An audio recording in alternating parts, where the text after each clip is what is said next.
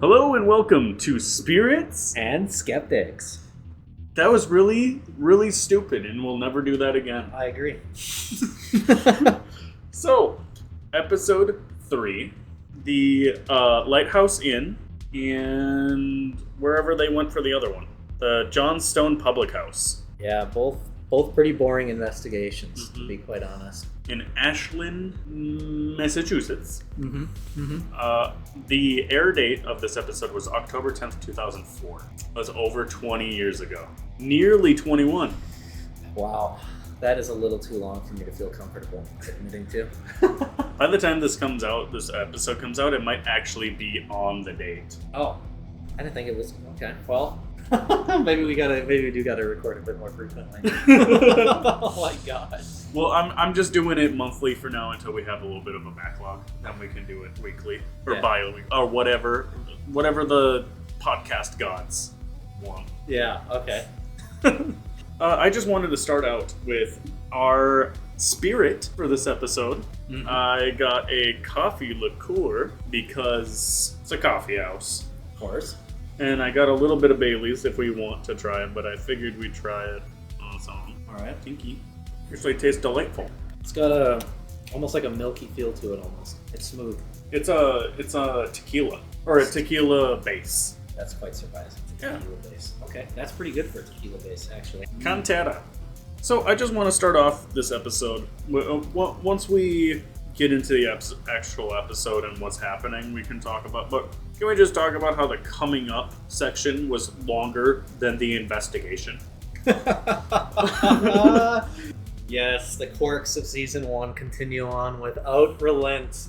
It was 1 minute and 22 seconds just for the coming up section, and it had more of the second part than it did the first. And I think them being in the coffee shop and going through all that, it literally felt so fast. But they got into the investigation right away on this one too. Yeah, this continues on the trend that I think we were talking about earlier on the previous episodes. At least I'm pretty sure I mentioned it. But season 1, they have a difficult time with the pacing of the show. So they'll just drop right into an investigation, and then suddenly we're at the pre-investigation where they're getting everything set up and talking with the guy, and it's just it's very disorganized. Mm-hmm. Kind of like this podcast. Indeed, I would actually agree. We'll get it worked out though. So they get into the intro, show their names and everything, and I actually really liked it. I don't know if I just didn't pay attention before or if they did show their names and stuff, but this was fun. Seeing all their names and showing the flashes on the screen of all their quirks or what they are. Yeah. We kind of immediately jump into some drama. What was the drama again, if I can have you recap? It was the cop. Is that Brian? It was Brian and Brian is what I wrote, and I don't know if the guy's name was actually Brian. The cop that's on the show at the time was Steve Gonzalez. Okay. They were saying the new guy, and it was new guy. Brian. There's two Brians. There's Brian Bell. He's the guy that's notoriously late. Okay, that's who it was then. It was It was Brian and Brian is what I was saying. It was like the drama crew. Yes. Yeah, I would 100% agree with that. Yes, Brian Bell and Brian Arnois. Mm-hmm. They were screaming at each other that one should have been setting up the thing, and the other was just like, well, I only take... Our Brian, loving Brian that has already been on the show, is like, well, I only take orders from the baldest man on earth. Oh, Jason. Yes. These two. Brian Bell is notoriously late all the time, and they have to go at him. This time, apparently, it was someone just had some miscommunication with him. But this dispute, particularly that you're mentioning, is because Brian Arnois is the tech manager, and Brian Bell is the IT guy. He basically runs the website. He does the programming for the website. I'm not sure if he did other things for them, such as maybe some scripts or applications or something, some other kind of framework in the background that he did. But basically, Brian Arnois, I should say, handles all of the hardware and the setup of everything, and Brian Bell is the software engineer. Okay. So they set up all their equipment and they go into the tunnels. Mm-hmm. and I immediately wanted to grab Brian and shake him. Which one? It was our Brian, loving Brian. Brian Arnois? Our Brian immediately goes, "There's a cold spot." Like, bro, I can't feel what you're feeling, bro. Did we talk about this when we were watching this live? Is the difficulty in being able to feel the things that they're feeling? Oh yeah, we talked about this last episode. That like we were like, I can't feel what you're feeling, bro. Like, what do you mean? What are you talking about? Oh, it's such a struggle. I do feel bad when they have these experiences because it leaves me curious to know what it is that they're smelling or what they feel. So it is. It makes me feel bad for them because if they genuinely do have an experience, we're just going to shoot it down right away. Yeah. I do this episode actually. I noticed started showing the times of like what time they are in, depending on where they are in the investigation. That's so a good catch. I was happy for that. I was glad that that's finally started happening because they were just doing things, and I was like, okay, when is this? And then you start seeing how fast they're jumping to different hours. So I'm like, okay, this makes me feel like they're actually going through an investigation, going through stuff, when before it felt like everything was so rushed. Yeah. That I'm like, what's going on? I'm glad that you picked up on that. They and it's very surprising to see that they only started doing that on the third episode because, as far as I'm aware, they're definitely going to be showing the times now going forwards. Even though right now it seems a little bit difficult to see in this tiny 640p resolution 4:3 aspect ratio with the classic grainy footage. Thankfully, they started using some of the tools of trade too. They started talking about the EVP and using that. They're explaining it, right? Yeah, they're quote-unquote explaining it. This time, they just put it on the screen. And I'm a fast reader. Yeah. They put it on the screen fast enough that I couldn't read it. Yeah. They were like, here's the EVP, this is what it is by. I'm like, I know what it is, but like, for the 3-year-olds in the audience. When you're seeing this, it's only text right now? Yeah, it was only text on the bottom left of the screen. Okay, alright, yeah. So this is, I'm glad that they're starting to explain it. Honestly, these are things that I haven't even noticed in so long because I'm so used to it. But yeah, right now they're just doing the text-based. And soon they're going to actually have, I'm pretty sure it's season 2 that we should start to see it. They'll have an interview with either Jason or Grant, and they typically use Grant's interview, explaining what each of the things does. Okay, that's good. Some tools of the trade. Steve in the cave is sitting at the edge of the cave, and he's sitting there like a gremlin. like he looks like well, he looks like Golem. That's who I'm trying to think of. He's like he's in the back like, my precious. And I'm like, what are you doing, dog? And he's like, I'm getting touched. I'm getting touched. I don't feel it, dog. I don't know what you're talking about, bro. Yeah, what do you mean? It's pretty funny when he's just kind of sitting there and Brian's chasing a shadow that he's seeing. Oh yeah, Brian's chasing a shadow at the same time. He's just like, there's definitely something over there, but I can't catch it on camera. Yeah, so Brian Arnois is in the basement with the camera crew. In the back, there's Steve Gonzalez. And Steve, for some reason, is just standing, or not even standing, he's like crouching like a gremlin on the ground doing something. I don't know what it was. And then Brian's off. Thinking he's seeing something in the distance, and of course the camera can't get its IR illuminator to reach all the way to the back of the hallway, so it's just, you see it fade to black essentially halfway, like he's got his render distance turned too low. Well, one thing that I don't like about Brian is, like, sure, he's part of the drama, whatever. Yep. He's fun to listen to. He orders the other people around to follow him constantly. Yeah. Like the people with the cameras. So Steve's over there getting touched, and we don't get any footage of him at the moment feeling it because Brian is screaming at the other end looking at a shadow. Yeah. And he's like, follow me, look at this. Brian is on a crusade to impress Jason. That's what's happening right now. At least that's my interpretation of it. because he's in such hot water with the rest of the team right now. Yeah. And it's only going to get worse from here. But he's in such hot water, and he's really trying to impress them by catching something or getting evidence. And the thing is, Jason, he prefers disproving the haunting, and it seems that Brian Arnois is more focused on catching evidence of a haunting rather than trying to... Brian really wants there to be a haunting. He really does. He really does. He wants to show off. If only ghosts are the ones in Brian's head. That was like the first episode. That was such a good quote. I'll never forget it. Our boy Keith, yes, comes in and he starts yapping to the ghost. Who's like, "What's your name? Who are you? What are you doing?" This is upstairs, right? Yeah. In This is the upstairs. with the photograph, the painting. Yeah, the painting. Yeah, I remember. The thing that I remember most about this is you really get the dichotomy between Keith. You got Keith, who just wants to be the religious man he is, and then Jason, who's trying to disprove it. And you really see the dichotomy, though, in the upper floor, where there's this painting that someone made of a child who passed. This was a post-mortem painting, is how they describe it. And essentially, Keith's up there, and he's trying to do the interviews, trying to get some EVP evidence. After that, you get an interview between him and Jason separately. Keith's is all kind of emotional. It's all like, oh, this is sad. This is a child that passed away. Maybe they're still here. They haven't moved on. And then Jason's like, it's just a painting. Yeah. That was absolutely hilarious to me.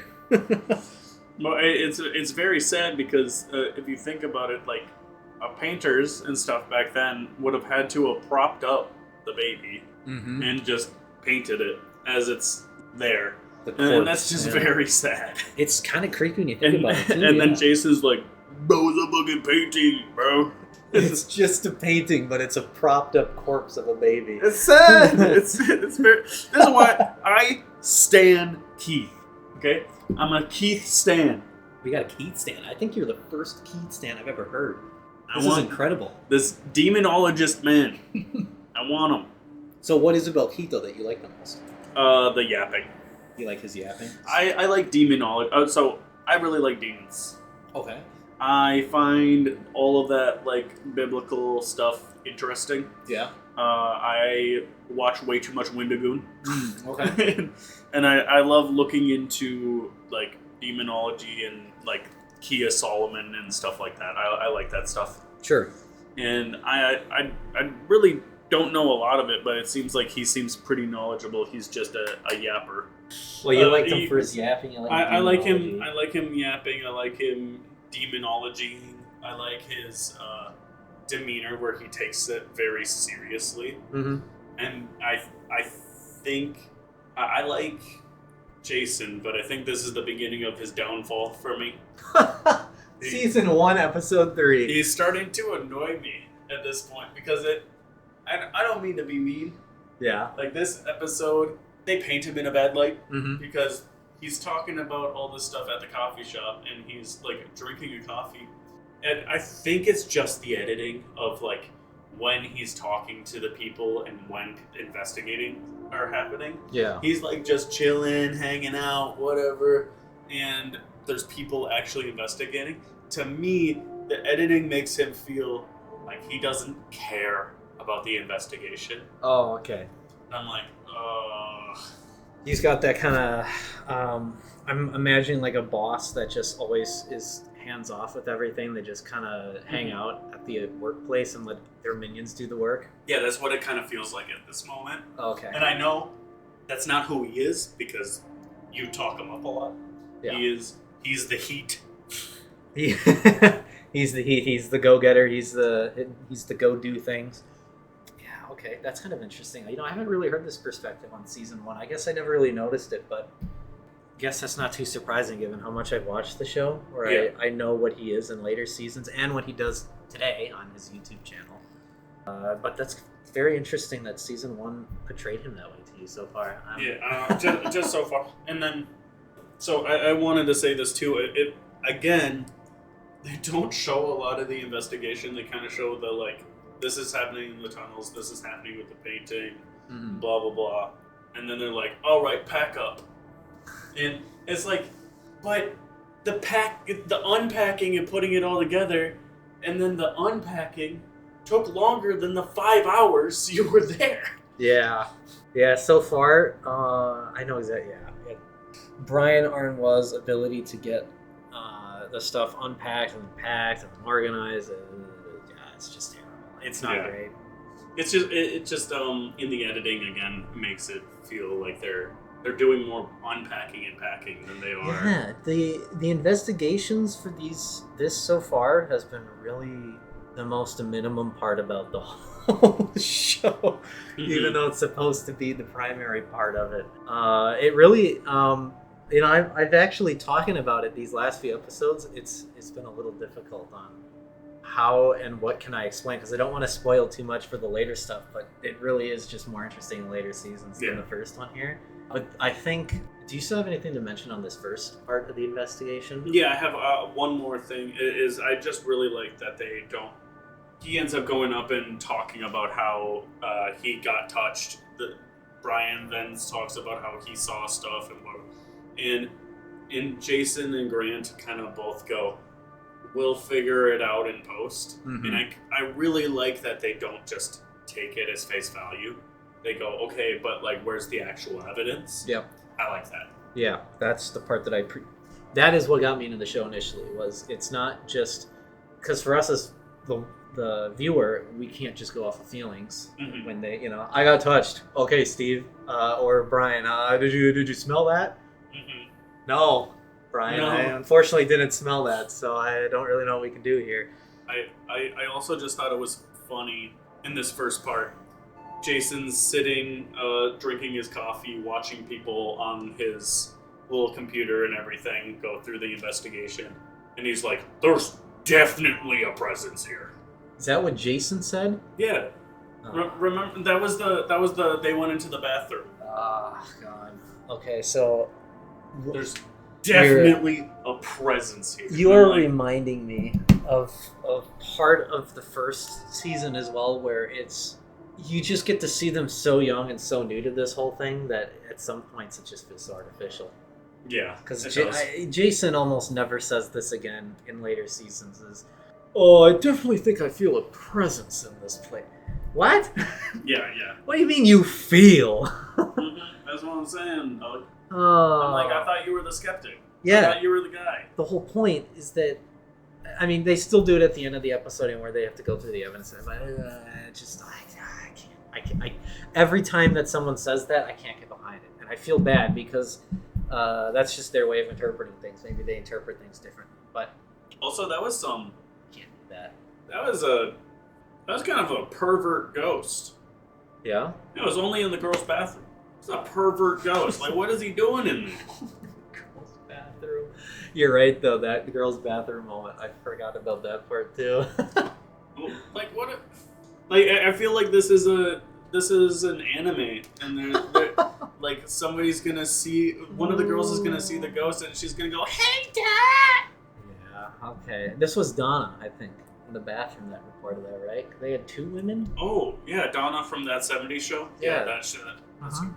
All right, so what do we got for the next? Because honestly, then they just go into the evidence for this one. So was there anything you wanted to say? It seemed like you wanted to do something before we went into. Really, it's just there's going to be some episodes in this first couple seasons where it's terrible. I just dislike them. Well, you were saying like in subsequent rewatches, you don't rewatch this episode. Yeah, I don't. There are some episodes where I'll look at the still frame or the thumbnail. Sorry, that's the word. Before watching it, so I remember like, okay, so this is one of the scenes. I recognize what episode this is. Now I see this thumbnail and I'm just like skip instantly. There's so little interesting things that happen this episode where there's very interesting things that happen in this episode. Yeah? Yeah. Like the next two things that I have written down is possible orb. Okay, this is what happened. He goes, "This is a possible orb right here," and then the other guy went, "This is a definite orb." Oh my God. Orb. Okay, I know that this is 21 years ago at this point, But I gotta speak to 21 years ago real fast here. Orbs aren't interesting. They're terrible. They're horrible. They could be literally anything. Well, my dad used to live in, or not live, but used to drive around a lot in like Arizona and New Mexico territory. Mm-hmm. He has seen like lightning bolts, where it's just like a ball of light that just goes. Oh, okay. Like he's literally seen them. It's just, if there is an explanation for this stuff, it's just electricity. Yeah, it really is. Just it's a form of energy. Yeah. That's all it is. It's not a... What is an orb? It is definitely not a ghost. It doesn't mean the hallway's haunted and the dead baby has come back from the dead. The dead baby has come back as an orb and is trying to communicate with us, even though it was like in negative years old. So, dude, the orbs will never get me. Jason says this later in another episode, orbs are not impressive. And they'll never impress him. No. And they'll never impress me. And it's not because Jason said it, it's because every time they bring it up, it just gets cringier and cringier every time I hear it. One thing I wanted to get into before they started going through like the definitive answers of what's happening, or ghosts or whatever. Sure.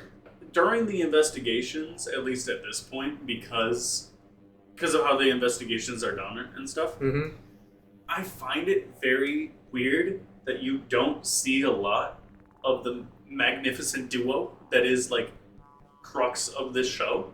Is they don't really have a mainstay in the episode until Jason is sipping on his coffee, looking like he's not doing anything, and then the Roto-Rooter. So they're like non-existent in this episode unless he's not doing his job or doing his other job. What do you mean by the duo? Grant and Jason. Just because I always thought that those two were like the main people. Okay, all right. And then like watching the show, I'm like, oh, it's really more about the team.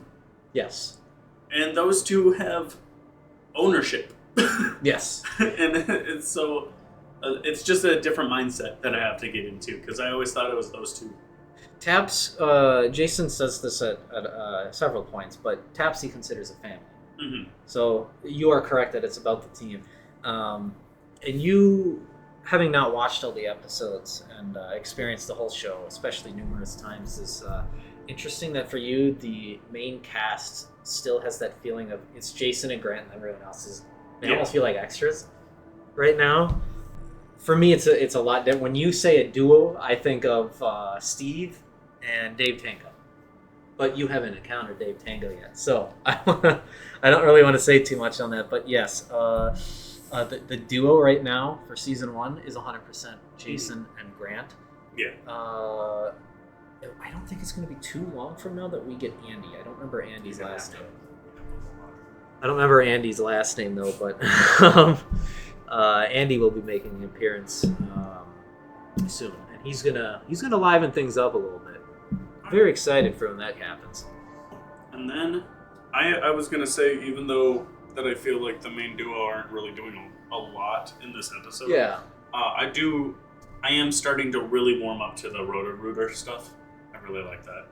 Yeah. Like I didn't have a problem with it, but I'm starting to really like those segments where they're like doing their job, but they're really yapping about what's happening in Taps. Yeah.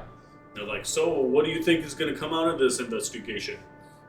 And Jason's up on the ladder. It's real! There's a ghost there! Oh, that's funny. I like when you say it like that. Jason. You know, Jason doesn't usually do that, so it's kind of funny to see him in first season again, you know? Young and then... Impressionable at times at certain locations. I feel like Donna this season has a lot of sway in that kind of like, oh, this place, I have a feeling with this place. And I think she's gonna lose that edge before she removed from the show. But anyway, there's two more things that I want to. Two more. Okay. No, I'm sorry. No, I do really like that they come back and they talk to the owner about the stuff that they believe and stuff that they don't believe about the investigations. Mm-hmm. I do like that part. Yeah. Then the next part, all I wanted to say is to remind you, because you brought up something really cool. Okay.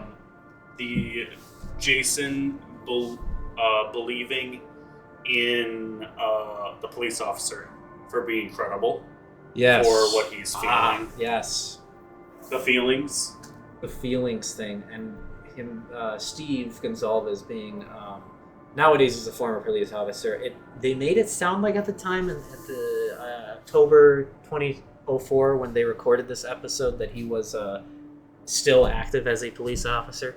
I don't know if that's actually true, if he still was or not at the time. Hard to say, but anyway, Jason feels that he's more trustworthy as a result of him being a police. He directly says this on the episode, I think, during one of his interview segments. Says, Steve's a police officer, and I trust his word. That kind of thing, in similar language. Very interesting. I liked it. Very cool. Very pog. And there's only one last thing to happen in this part of the episode. Mm-hmm. There is a real ghost in the background. When they were talking to the owner, there's a real ghost there. And we can pull it up on the episode at some point. There was an old lady sipping coffee behind them. And I screamed at the TV. Yes. That was a real ghost. They didn't capture EVP on that first one, didn't they? They didn't. Not that I remember. Literally nothing. Yeah, I don't think they found anything, but Jason was like, this is real. I felt a presence. There's going to be a little bit of that still that we have to get through. I felt a presence here. And, okay, well, there's nothing. Which I think is just funny, seeing the the juxtaposition of Jason going, you're not giving me real evidence. Evidence doesn't exist here. There's not a ghost. I felt one. I felt one. It's me. There's a ghost here because I felt it. Like, what do you mean? He's trying to create a self-fulfilling prophecy. He wants For something real? so bad. he wanted to do it so bad in that one, and I'm like, but you throw away evidence. Well, yeah. If they can't in some way try to take like a ghost orb, for example, Orb. You try to take a Gorby, and you try to take a Gorby, right? You try to put that on your website, for example, and skeptics will just tear into that because it's like it's a bug or it's a piece of dust. Well, that's the end of that part of the episode, and we move on to John Stone Public House. Weak. Still weak. You don't like this? This whole episode for me is just easy skip, but I don't want to just. What do you got? Okay, I'll lightning round this. Lightning round this one. I like that they scoped out the place, and they showed that they scoped out the place before they started putting up all the stuff. Was this one more structured to you? It was more structured Compared to the first part, investigation. Yes, even. It felt more structured because they came in. They were like, okay, let's scope out the place. This is what we're hearing here. This is what we're doing here. Mm-hmm. And one of the things is they start telling them, well, this is who we think is in this room. Okay. And they go, cool. We'll put a camera here. Yeah. But we're not gonna look for that. All right. So I like that they were like, we're sticking to this, like, cool. Mm-hmm. Love that you believe that something specific is here. We're not looking for that. We're looking for whatever will give us. Yeah. We don't want to hear it. Yep. It's talk to the hand. Yes. They don't actually. This is something I don't think they really do mention at any point in time, but they don't want to be told of. Mm-hmm. Like, this is what we think its name is, and this and that, because they don't want to taint their investigation. Yeah. They did bring up that there was a little girl by the staircase, and then they were like, cool, gonna pretend we didn't hear that. Yeah. Yeah. What they're trying to do, again, is disprove the haunting, but when you're left with evidence that you can't disprove, what are you left with? So after they start setting up everything, Brian immediately starts giving orders. And this is where I screamed at the TV, because he goes up into the attic, and one of the things that she said during the going through looking for stuff, she goes, that dress has been here forever.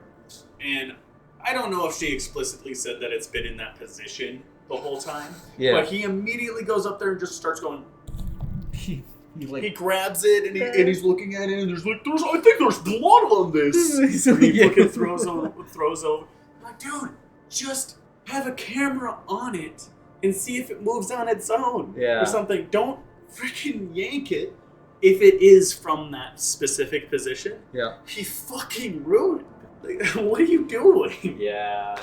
There's times on the investigation where if there's a specific item that is mentioned, they specifically go out of their way to try to keep it where it's at, or if they do have to move it, they'll set it up in such a way where it's where it should be close to, essentially. The painting was in this one. Oh, this investigation. Oh, that's right. We're terrible With the dress. people, and we mixed them both together. I'm telling you, this episode's skippable. So This is excuse very me. skippable. So this is fine. Well, I just wanted to yap about. I have a bunch of stuff about Keith, and I'm loving him and everything. And I was like, I don't know why I didn't say this before, but that's why. Okay. Okay. I just wanted to say. Yep. Because I wrote this. This is hilarious. The funniest thing. I'm building this up to be the funniest joke you've ever heard. Good. Okay. The kid in the painting is almost as bald as Jason. Oh my, that's rough for Jason. Or is it rough for the kid? It's rough for the kid. That is tough. Isn't she a girl? Yeah, this is a girl. Oh boy. She's bald. Oh boy. And then we get canceled because we're talking about a 15th century dead child.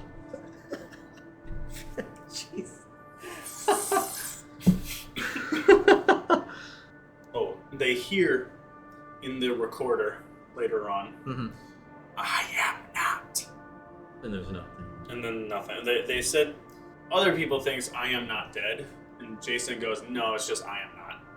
Yeah. I mean, if they don't have evidence of it saying anything else, it can't put words in its mouth, essentially. That makes sense. Oh, Jason says in this episode he's not impressed with the orbs in the... Good. As he will have to repeat many, many, many times. Going through season 3. They were... the only actual notable evidence that they come out of this spot is the light. Yeah. Do you remember them going back and trying to recreate the light? No. They go... And so there's like a weird, like... floating light that happens behind a table. Oh, and then they try to recreate it with like in front of that big window. There's a staircase there that wraps. I remember the scene now. So I gotta say, I don't believe in ghosts or anything, but the thing that they were doing to try to recreate did not look like the thing that they were trying to recreate at all. And they were like, oh yeah, this is definitely the same thing. There's nothing here. I was like, it didn't look anything like that. What are you talking about? And you're talking about when the plane flies by, the light gets cast off the pane, and it bounces off more of the stuff in the room, and then part of the issue is that the camera that they're using was an infrared camera, if I recall correctly. So we can't. The only light that you're going to see picking up on the infrared is what is bouncing off the material. You can't see the free floating thing that people are saying with that. Okay. That's just the one issue that we have when you look at the footage on the show, is we can't see it from their eyes. So I guess it's actually that goes back into the point that we're talking about, where there are certain situations where our senses, because we're looking at it through a camera lens, not with our own vision in the spots that they're standing, there's things that we're just missing important bits of information that is hard to re-emulate on the show. And Jason, at the end of this episode, is just like, we're definitely coming back. Oh, Jason wants to come back to this place, doesn't he? Yeah, he wanted to come back because this was the place that he was like, this is real. This is real. This is very real. Oh my god. And I've just noticed a mistake that I made on my software. We're good. Okay, maybe that's why. Yeah. So I guess from 39 minutes on, you're gonna have to go back and just. No, it's okay. I'll figure it out. And then a super cute gift. They bring him back the haunted shopping list, and they give him as a gift to the guy.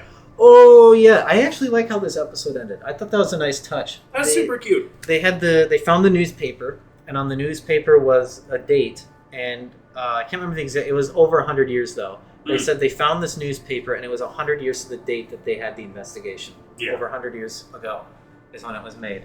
And you got to remember, this is 2004, so this is like a mid-19th century, newspaper that they have here, like pre-Civil War. a haunted shopping list. So it's pretty incredible. I actually liked how they end it. Taps does this once in a while where they'll, if they find something unique on the investigation that they know that they like a piece of newspaper, they'll take that piece of newspaper and they'll send it somewhere to get it restored real quick or framed and whatever. And then they'll give it to the business as like a token of, hey, we were here.